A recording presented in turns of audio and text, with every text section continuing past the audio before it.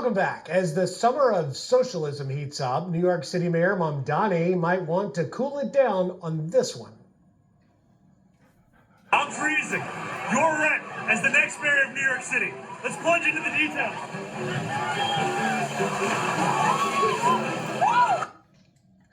Hate to pour cold water on that promise, but rents are anything but freezing in the Big Apple. Just 1 year after the mayor's jump, rents have jumped to all-time highs. Manhattan's median price for a one-bedroom apartment is now pushing over $5,000 a month. In Brooklyn, over $4,000.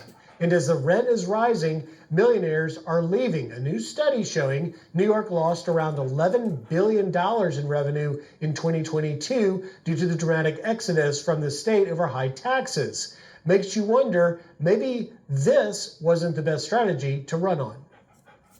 When I ran for mayor, I said I was going to tax the rich. Well, today, we're taxing the rich. Oh, and no amount of pleading from New York Governor Hochul is getting those high earners to come back. I need people who are high net worth to support the generous social programs that we want to have in our state. Right? Now, there are some patriotic millionaires who stepped up. Okay, cut me the checks. I mean, just if you want to be supportive, but maybe the first step should be go down to Palm Beach and see who you can bring back home, because our tax base has been eroded.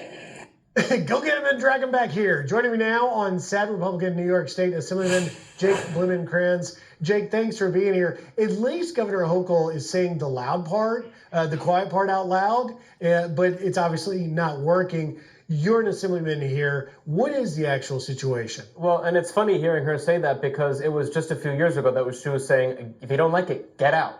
You know, it's their own message backfiring in their face. And I think it goes back to what the senator was saying earlier. There is no money fairy.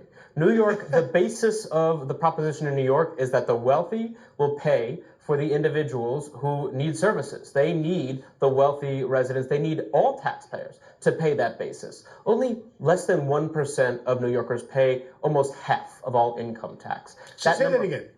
1% Less, New Yorkers. Yeah, 1% of New Yorkers pays almost half. So only 44,000 people pay almost half of all income tax here in New York. That group of people, it's necessary for them to stay for us to make sure New York survives. The thing is, New York has become a bastion of wealth redistribution, not wealth creation. People are moving to states that are looking to create wealth and create prosperity and create jobs, not places where they're looking to have their jobs taken away from them, their money taken away from them, their money taken out of their pocket. That's not what we need here in New York. We need to be making the case. Why stay? Don't just say, let's go down to Palm Beach and go get them. Let's make the case that New York is the place to be, the place to start a business, the place to help families. Not just, use rhetoric, say we're going to tax the rich, but you're really taxing middle-class people here in New York. And so that wealth tax that Mamdani wants, that he cut that ad in front of Ken Griffin, the Citadel CEO, and doing it brazenly right in front of his apartment building. But what happened?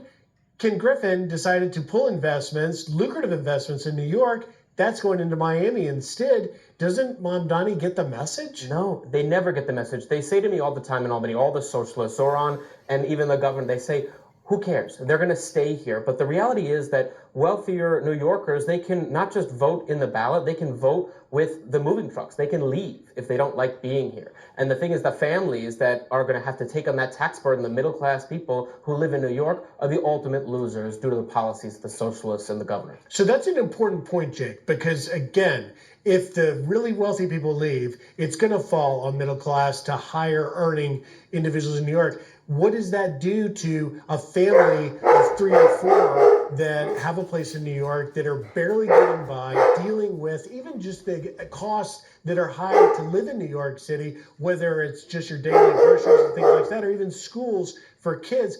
Where does this put them? Does it force them to leave? Well, or it forces them to change the policies. This year in New York, they were looking at lowering the death tax from in the $7 million range down to $500,000 estates. That means anyone who owns a home or has a family business will be paying for the mistakes of Mamdani and the governor and the Democrats and the socialists who are now taking a hold of our state.